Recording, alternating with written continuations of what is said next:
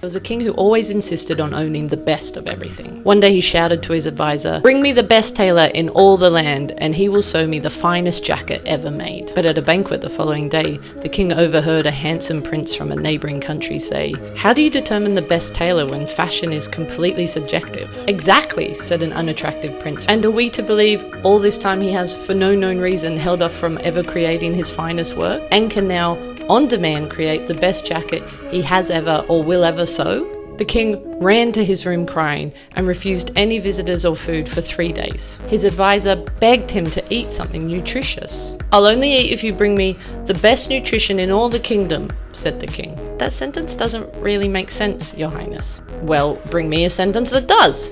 Bring me the most sensible sentence in the whole dictionary." "Your Highness, I've been meaning to talk to you about your obsession with having these extremes of everything. Perhaps you might like to talk to a therapist?" "That's a splendid idea.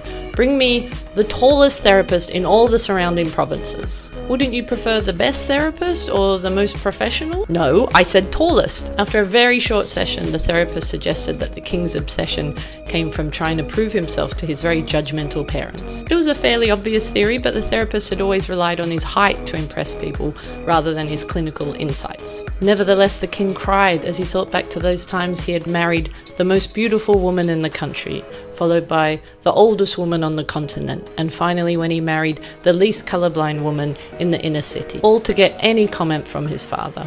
The king cried, "It's time to escape this prison of pointless approval seeking. I want you to bring me the most supportive parents in all the world." And that's how the 65-year-old king was adopted by a lovely couple in their 30s, and the kingdom saw 2 decades of peace. This story changed my life.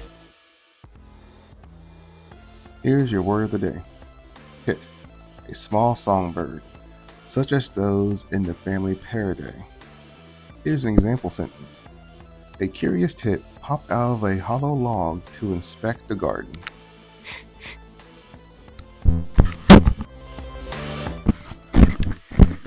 Today's joke of the day is, how flexible are you?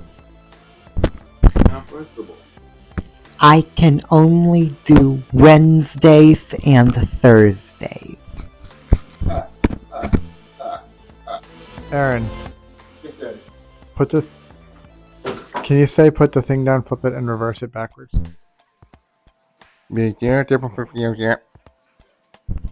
Thank you. Here's your fun fact of the day.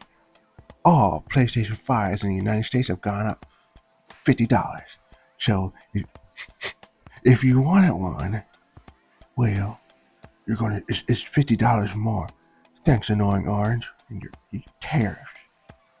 Can you please say put the thing down, flip it, and reverse it backwards? No. Okay, thanks.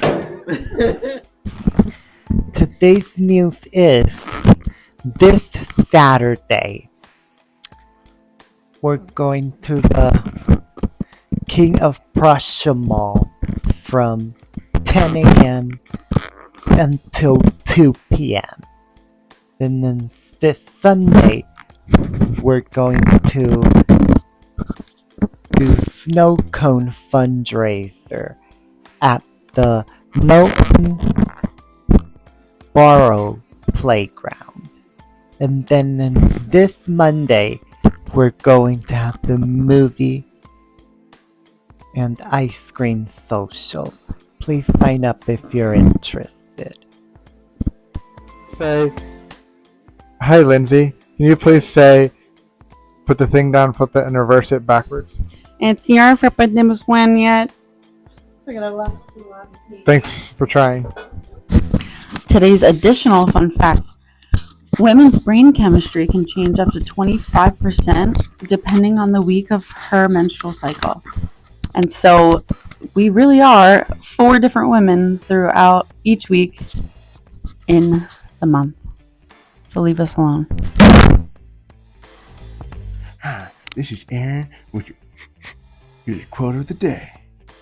Sometimes we're so busy trying to hold ourselves together, we forget we're allowed to fall apart. Napoleon Bonaparte. Hey Lewis, can you say put the thing down, flip it, and reverse it backwards?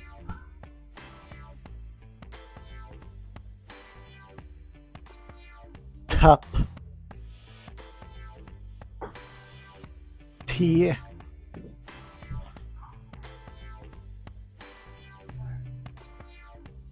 all I can say.